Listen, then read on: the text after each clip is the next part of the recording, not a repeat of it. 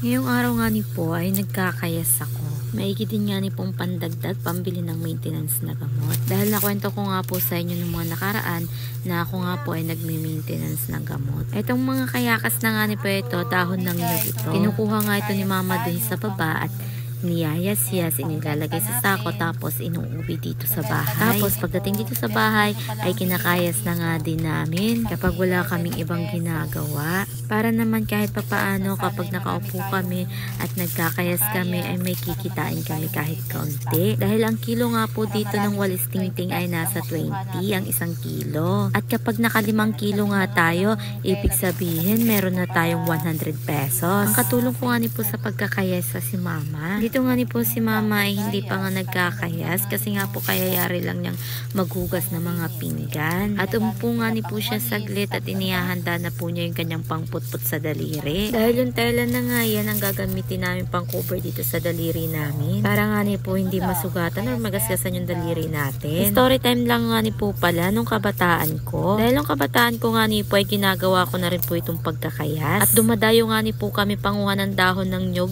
sa kabundukan. Dahil isa din po ito sa hanap buhay namin nung kabataan ko. Dahil dito po kami kumukuha ng pambaon namin. At bukod nga sa pambaon ay dito na rin nga namin kinukuha yung mga pangangailangan namin pang araw-araw. Kaya mula sa pulpo talaga ay ako'y sanay po sa pagkakayas. Dahil isa na din nga ni po ito sa mga gawaing aking kinalakihan po. Na hanggang ngayon ay ginagawa ko po para naman kahit papaano may extra po tayong pagkakakitaan kahit kaunti lamang po. At naalala ko rin nga ni po noon ay umaadyo pa po talaga ako sa puno ng nyug para lamang po makakuha ng kayakas. At kahit nga ni po noon ay sariwang dahon ng kayakas ay talaga naman po kinukuha ko ito. Noong mga panahon na yon ay hindi pa nga po per kilo. Tinatalian niya po namin yun at sinasukat namin kapag 4 na daliri na po ay isang tali na po yun. At ang presyo po ng walis tingting po nun ay 5 piso po ang isang tali. At sa pagkakayas nga ni po ay talaga namang nakakangalay ng likod. Dahil nga ni po ay maghapon tayong nakaupo at paunat-unat ang ating mga braso. At yung mga kabataan ko na yun nga ni po ay hindi ko pa po naiinda ang sakit ng likod. Kasi nga ni po ay nai-enjoy ko pa po ang pagkakayas noon dahil may mga kasama din po akong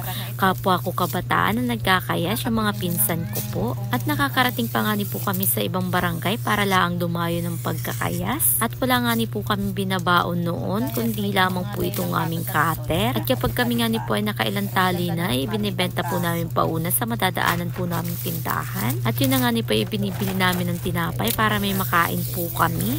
Kaya kung bago pa lamang po kayo sa aking YouTube channel ay mag-subscribe and click the notification bell na po kayo para lagi po kayong updated sa mga video ang aking ilalabas. At mag-iwan na lamang po kayo ng comment dito sa comment section para naman po mapasalamatan ko po kayo.